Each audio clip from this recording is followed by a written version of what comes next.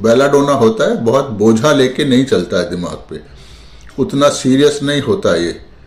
इसका तो सिर्फ यह है कि जिंदगी आराम से मौज मस्ती में खुशहाल उसमें कट जाए, बाकी चीज जाए भाड़ में, मुझे क्या लेना दुनियादारी से, मैं क्यों खाम का अपने सर पे बोझा लूं, ये एटीट्यूड इसका होता है। तो इसलिए इसको कम से कम दवाई चाहिए, नंबर ऑफ टाइम कम खानी पड़े, ज्यादा दिन ना खानी पड़े, मतलब कोई बोझा ना रहे, कोई परहेज ना हो, मौज मस्ती करो, दुनिया जाए भाड़ में, मुझे क्या लेना देना है।